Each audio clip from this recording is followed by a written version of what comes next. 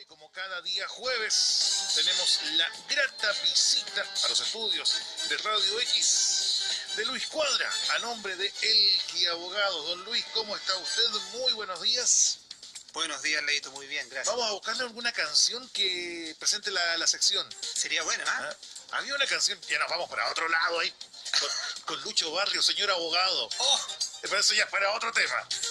Don Luis, en este caso para hablar de un tema que para nada es cómico, al contrario, pero que nos invita a conocer nuestros derechos como pareja o como expareja, dependiendo obviamente del punto de vista, como es el tema del divorcio. Así que quienes estén pasando por esta situación, atentas y atentos. En este caso, Luis, partiendo por lo básico, ¿cuáles serían o cuáles son las causales para pedir el divorcio? Leito, mira, primero indicar que la ley de matrimonio civil se modificó hace un poco tiempo atrás, el año 2004 específicamente, y antiguamente conocíamos lo que se conocía como la nulidad, en donde la gente apelaba a la incompetencia de un oficial del registro civil para poder de alguna manera poner término al matrimonio.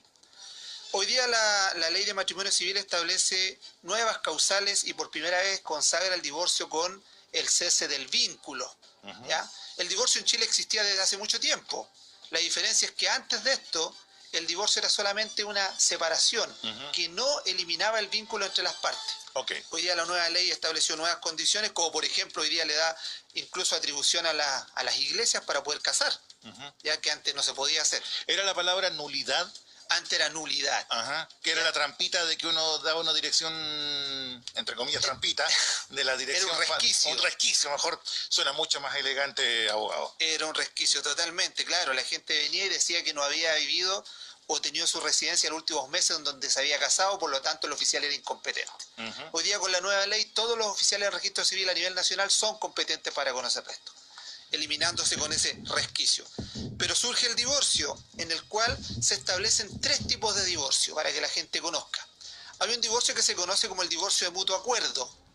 El divorcio de mutuo acuerdo, como su palabra lo dice, es aquel en que las partes, ¿ya?, ambos cónyuges, están de acuerdo con poner término a esta relación de matrimonio cuando ya ha transcurrido más de un año de cese de convivencia, en donde se incluye una palabra nueva acá para las personas, que es el cese de la convivencia, es decir, las partes se separaron, dejaron de convivir, ¿ya?, estableciéndose una de las obligaciones del matrimonio, que es vivir juntos.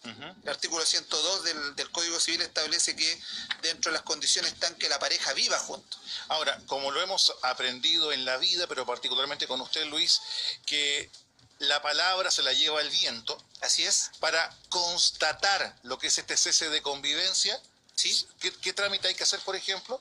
Mira, para poder constatar este cese de convivencia, existen algunas formas de poder probarlo. Eso lo dejamos para luego, pero en este caso hay que constatarlo, no es que sea acuerdo de palabra, que decidimos con mi marido, con mi esposa, de buena onda dejar de vivir, pero el juez va a pedir pruebas. Hoy día la ley lo que establece es que se tiene que demostrar el cese de convivencia, ¿ya? Y esto va a depender mucho de si se casó antes del 2004 o después del 2004. ¿Por qué? Porque la ley establece que los matrimonios celebrados después del 2004 solamente se puede probar el cese de convivencia con unos instrumentos legales que vamos a nombrar, ¿ya?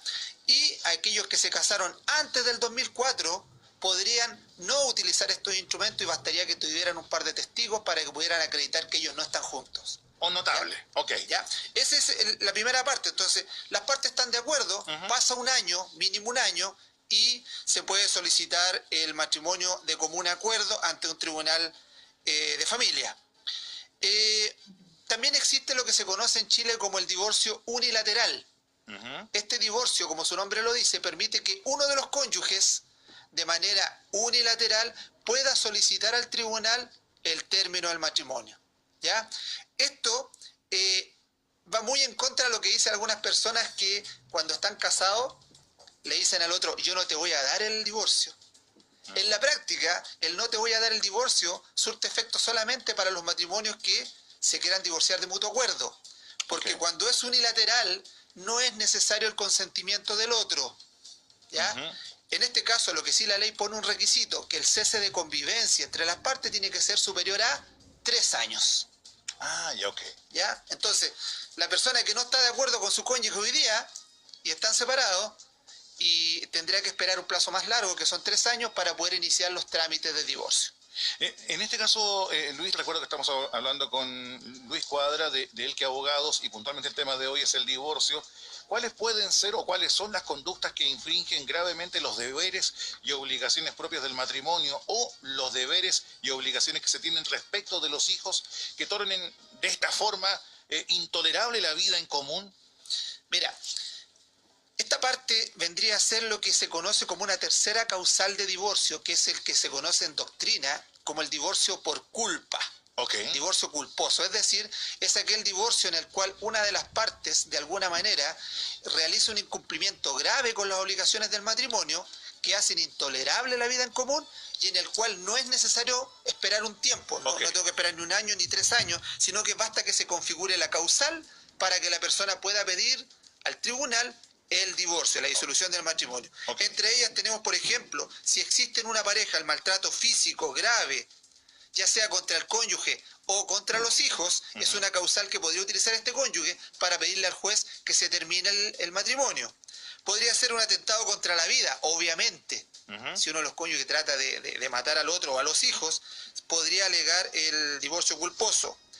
También podría ser el incumplimiento grave y reiterado de los deberes de convivencia, del socorro, de la fidelidad. Ojo con eso, aquí se configura el tema del adulterio. Okay. ¿Ya? Y en este tema algunas parejas dicen, oye, pero ¿cómo podría probar el adulterio de mi pareja? Claro. Tendría que tomarle una foto en el momento mismo que me está engañando. A veces no es tan así. ¿Ya? A veces basta que la cónyuge tenga un hijo de otra pareja y tenemos una prueba que es fehaciente para poder determinar el adulterio. ¿Ya? La ley establece hasta el día de hoy, ¿por qué digo eso? Porque probablemente en algún momento esto se va a cambiar, que también es una causal de divorcio culposo una conducta homosexual de los cónyuges, ¿ya? Y finalmente se establece el alcoholismo o la drogadicción, pero aquí hay un pero, que impida la convivencia entre los cónyuges y los hijos. ¿Por qué? Porque no siempre el alcohol y las drogas hacen insostenible el matrimonio. Hay situaciones en que en la familia existe alcoholismo, pero el cónyuge se somete a un tratamiento de alcohol o de droga y no hace intolerable la vida en común. Para que esto haga intolerable la vida en común tiene que necesariamente provocar un trastorno dentro del matrimonio. Dentro de estos procesos legales, abogado, está el término de la compensación económica. Así es. Caso, ¿qué es la compensación económica? Mira, la compensación económica, Leito, lo que pasa es que esta nueva ley establece la posibilidad que cuando los cónyuges se divorcian, uno de ellos, que entre comillas podríamos llamar el cónyuge más débil, tenga una especie de indemnización porque esta persona, por ejemplo, dentro del matrimonio fue la que se dedicó al cuidado de los niños, porque no trabajó remuneradamente, o a lo mejor trabajó menos de lo que podía, quizás tampoco pudo ejercer estudiar, desarrollarse profesionalmente, se dedicó a las labores del hogar. Entonces, en ese caso, provocaría en este cónyuge la imposibilidad de desarrollarse ya sea laboralmente, profesionalmente, por haberse dedicado a la casa.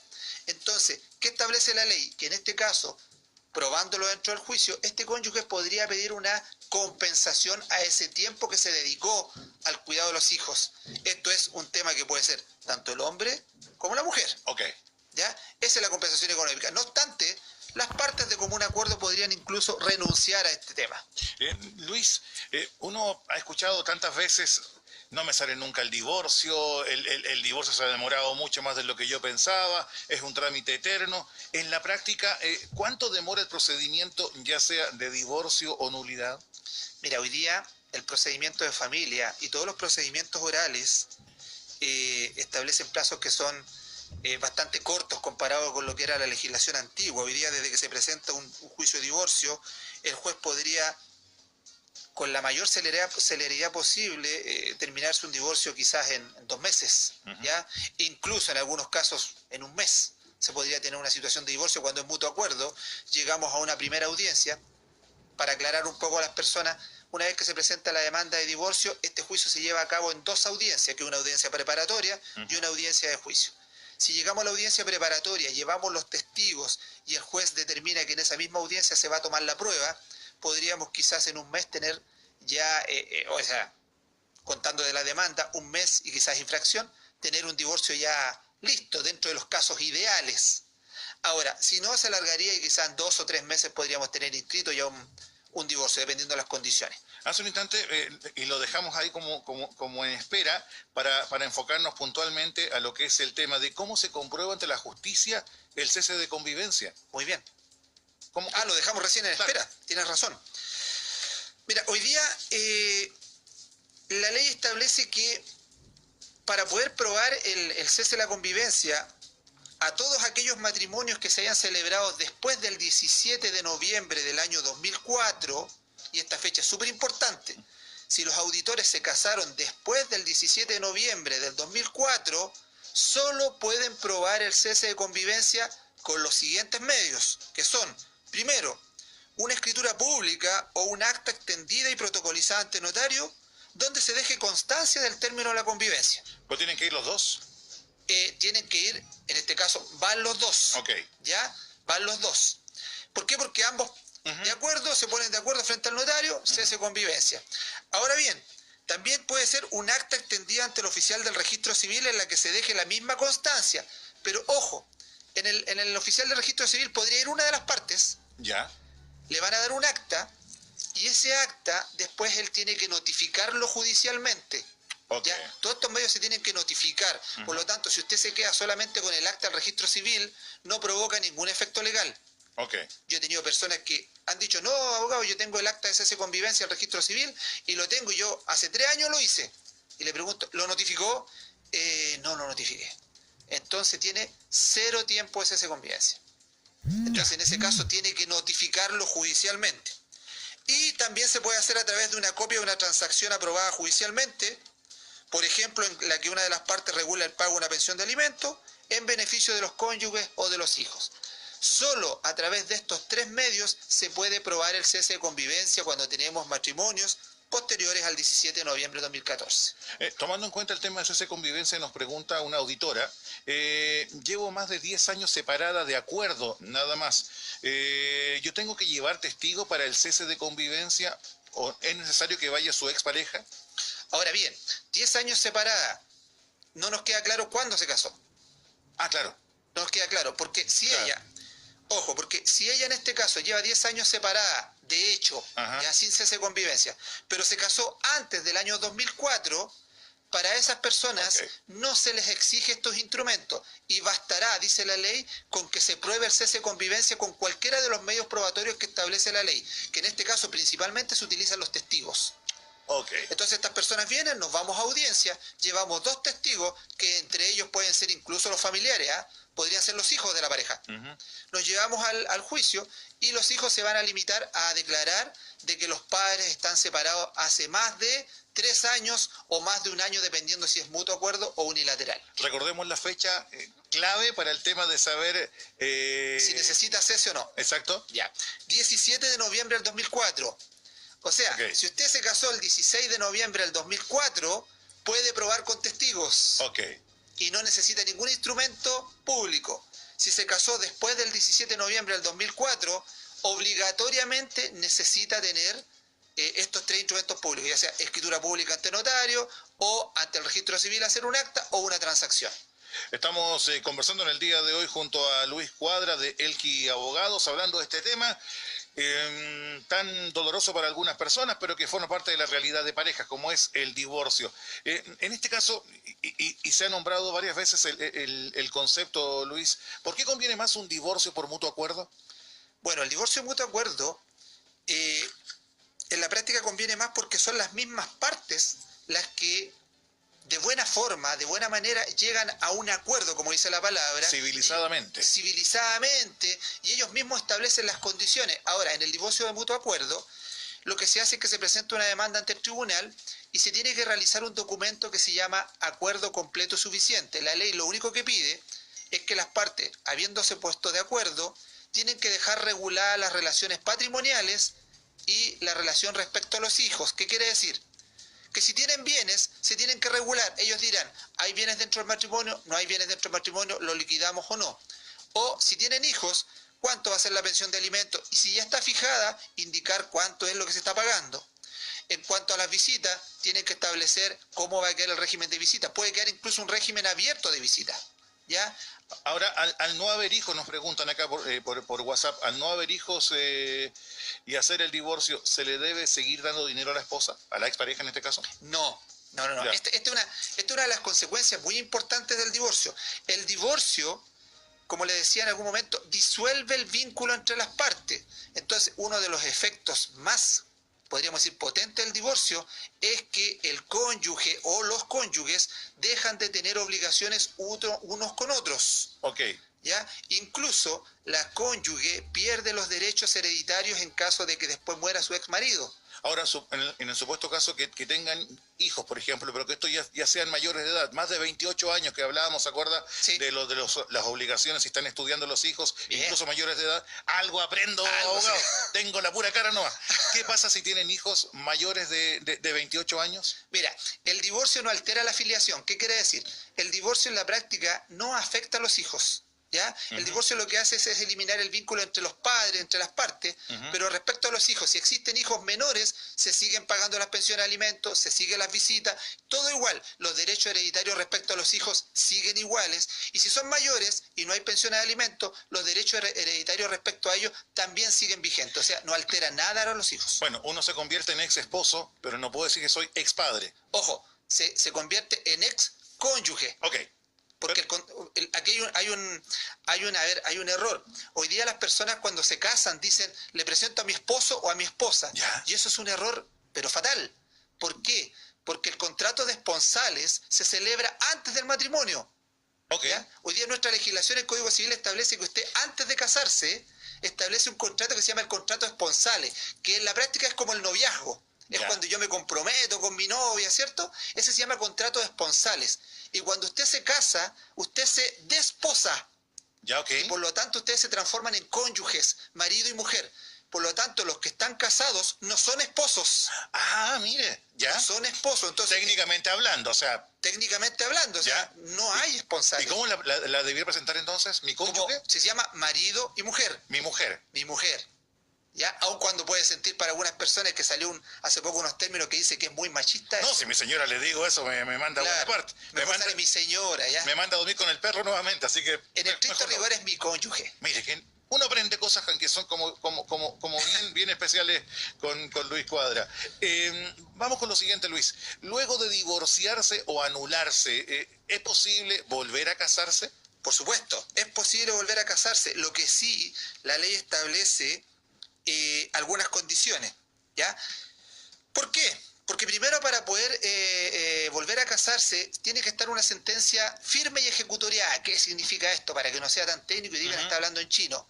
Una sentencia está firme cuando no procede en contra de ella ningún recurso judicial. No puedo apelar, no puedo iniciar ningún recurso.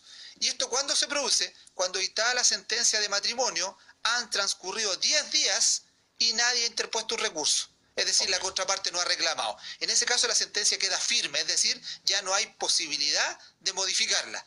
Desde ese momento se pueden volver a casar, pero, hay un pero grandote acá, que una vez que se realiza esta subinscripción en el margen de la inscripción matrimonial del registro civil, se establece una situación especial respecto a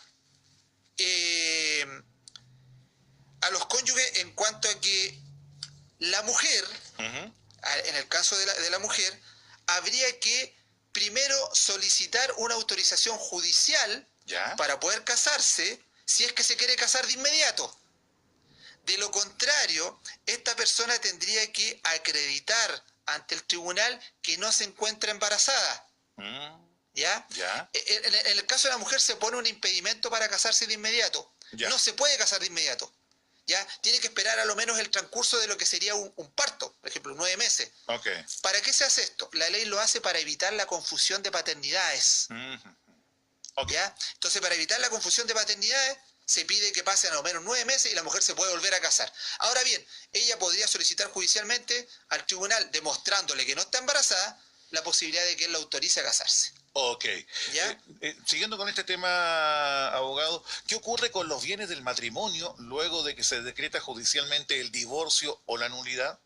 Bueno, lo primero que sucede con los bienes es que se pone fin al régimen de bienes que tenían ambos. Recordemos que hoy día nosotros podemos hablar de que tenemos 3 regímenes matrimoniales, que son separación de bienes, Ajá. sociedad conyugal, Ok. y participación en los gananciales.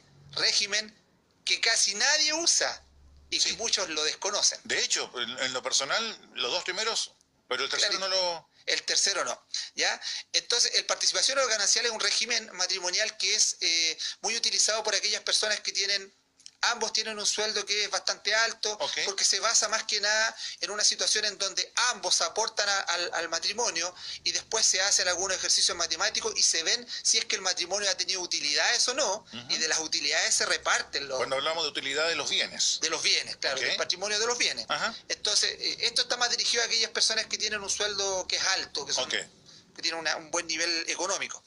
Normalmente está la sociedad conyugal y la separación de bienes. Cuando hay separación de bienes, no hay más que separarse y los bienes que tenía uno le pertenecen a él y los que tenía el otro le pertenecen al otro cónyuge. Pero cuando hay sociedad conyugal, lo que hay que hacer es determinar cuáles son los bienes sociales, es decir, los bienes que ellos adquirieron durante el matrimonio, la casa, el auto, ¿ya? Y tener muy presente, y esto es un datito para las señoras que están casadas hoy día en sociedad conyugal, que recuerden que si ellas están trabajando con un trabajo que es totalmente independiente del marido y tienen su propia remuneración, ellas pueden comprar sus bienes, por ejemplo, comprarse un auto y solicitar que no ingrese a la sociedad conyugal. Eso es lo que se llama patrimonio reservado de la mujer casada, que es un derecho que tiene la mujer. ¿Ya? ¿Para qué? Para que cuando haya una liquidación, ese patrimonio ella se lo lleve libre de su marido y a su marido no le toque nada de eso. ¿Ya? Eso es lo que normalmente ellas conocen como el artículo 150, dicen ellas. Para que ustedes, amigas, lo tengan ahí bien clarito. Sí, siempre vienen claro. ¿Por qué? Porque si hacen la compra y no lo establecen en la escritura pública, ellas mismas autorizan a que el bien ingrese en la sociedad. Y cuando hay un divorcio, se va a tener que dividir ese vehículo o ese patrimonio entre ella y su marido. Muy buen dato en este caso. Un datito para que no se olvide. Para nuestras amigas. Ya en la recta final, abogado, ¿qué pasa con los hijos del matrimonio que se divorcia o anula? Como le decía recién, en la práctica la declaración de divorcio respecto a los padres hace que se mantengan íntegramente todas las obligaciones respecto a los hijos. Incluso el juez, cuando se dicta la sentencia de divorcio, debe regular todos los aspectos relativos a los hijos, ya sea la pensión de alimentos, la relación directa y regular conocida como visita, y también el cuidado personal de los niños. Además, no se alteran los derechos hereditarios, por lo tanto los hijos siguen teniendo derecho a los bienes de los padres cuando ellos mueran. Recuerdo que estamos conversando con Luis Cuadra de Elqui Abogados. ¿Nos alcanza el tiempo para responder un par de preguntas? Yo no tengo ningún problema. Abogado, en este caso, a ver, yo me casé el 2005, nos escribe una auditora, y me falta 1 año y medio para cumplir los 3 años del cese de convivencia. Lo hizo mi ex, pero no lo notificó. ¿Qué se puede hacer? Llevo más de 9 años separada, reiterando que se casó el 2005. ¿Ya? Mira, si él hizo su cese de convivencia y lo hizo, por ejemplo, por el registro civil y no lo notificó, no lleva ningún día de cese de convivencia. Ya. Entonces, ¿qué tiene que hacer ahora? Tomar de inmediato ese cese de convivencia y enviarlo al tribunal y a través del tribunal solicitar la notificación. ¿Ya? Esto es un documento que, si bien es cierto, es algo a lo mejor técnico para algunos, pero ella podría, por ejemplo, solicitar que un abogado venga y lo presente por ella. Lo presentamos, solicitamos la notificación y recién comienza a correr los plazos. Bueno, ya lo sabe entonces. Lamentablemente, yo les dije recién, hay muchas personas que se quedan solamente con el cese y no lo notifican. Lo hemos dicho en más de alguna oportunidad a nivel de vida, pero acá en las conversaciones que hemos tenido con Luis Cuadra es un tema que debemos asumir. Las buenas palabras se las lleva el viento, las buenas intenciones se las lleva el viento. Todo dejarlo claramente establecido a nivel legal. Y qué mejor, por ejemplo, de contar con la asesoría de Elqui Abogados. ¿Cómo se pueden comunicar con ustedes, Luis? Leito, bueno, para comunicarse con nosotros, indicamos, bueno, los contactos que tenemos. Pueden hacerlo a través de nuestro teléfono, que es el 244-8174, que la radio siempre lo repite, 244-8174, o a través de nuestro teléfono móvil, que es el 7655-5520, el 976555520, a través de nuestro correo electrónico contacto@elqueabogados.cl, ingresando a la página web www.elqueabogados.cl, y los invito también a que ingrese a nuestro Facebook, El Que Abogado, en donde hay mucha de esta información que nosotros hemos publicado, ya con preguntas, respuestas, para que ellos se informen de algunas dudas que quizás les quedaron acá, porque en el tiempo que tenemos no se puede agotar el tema. Bueno, ustedes saben que somos una radio enfocada 100% en la música, pero también como medio de comunicación tenemos el deber, la obligación, no solo de entretener, sino que también, en este caso a través de don Luis Cuadra de El Que Abogados, de enseñar. En este caso, enseñar sus deberes, derechos y obligaciones como ciudadanos. Así que, don Luis, muchísimas gracias. Gracias, Dile. ¿Hay algún artista que le gustaría escuchar, don Luis? Simply Red. Simply Red. Vámonos con Simply Red, ¿le parece? Muy bien, muchas gracias, Ahora, Leo. queda la invitación, don Luis, para la próxima semana, pues. Muchas gracias. Porque la ley no descansa. No. Porque la ley no se va de vacaciones. Así es. Porque nuestros derechos siempre están presentes. De todas maneras. Oye, estoy como casi como ministro